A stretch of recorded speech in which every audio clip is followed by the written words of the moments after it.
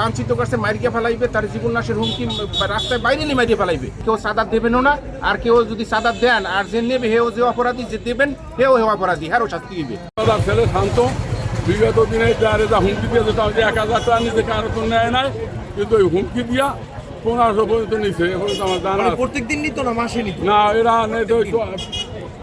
আমরা ওরা বলছি আমাকে রিসিভ দাও, আমরা তোমার পয়সা দিয়ে তুমি রিসিভ দেবে না।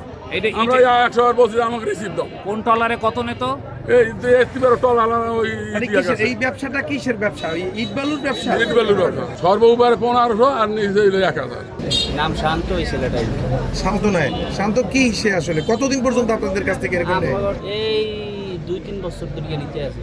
শফিউল ইসলাম মাসুদ সাহেবের ভাই, আমাদের এমপি ভাই আসছিল এনে, আইসা বলে গেছে কেউ সাদাত দেবেনও না, আর কেউ যদি সাদাত দেন আর যে নেবে হেও যে অপরাধী, যে দেবেন হেও অপরাধী, হ্যাঁ শাস্তি দিবে।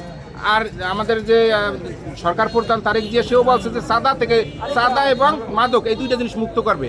আমরা ওই আশ্বাসই মূলত সাদাটা বন্ধ করছি। পরশুদিন মিটিং করি আমরা সমিতির সবাই। পরশুদিন বলতে কয় তারিখে এটা? আজকে হইলো শুক্রবার। আমরা হলো পড়ছিলাম বুধবার 18 ফেব্রুয়ারি আমরা সবাই পড়ছি, সমিতি সবাই, যে আমরা কোনো চাঁদা দেবো না। যদি লিগাল ভাবে সে যদি কোনোটা পায় তা হেঁটে দেবো, কিন্তু অন্যায় ভাবে আমরা কোনো চাঁদা দিয়ে ব্যবসা করবো না।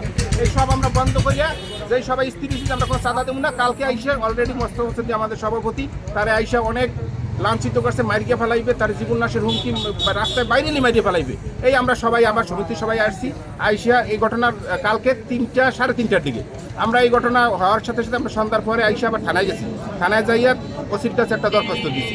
ওসি বলছে যে তোমাদেরকে আজকের কথা বলছে যে আজকে 10টায় আমাদের একজন সাব ইন্সপেক্টর যাবে ওই জায়গায়। তা 10টা আসার কথা, আমরা তো যার যার বাড়িতে মৎস্যজিও দোকান খুলছে, আমরা এসে আবার সকালে এসে দোকান খুলছি। দোকান খোলার পরই আমার ওই জায়গাটায় আমার ওই যে মার্কেটের ভিতরে নিয়ে আমার বলতেছে যে কালকে তুই থানা গেছিস না? আমি থানায় গেছি, আমরা সাদা দিয়ে তো ব্যবসা করবো না, এই লেগে থানায় গেছি। সাদা দিবি না, না দিলে তোর জীবন শেষ করে দেবো।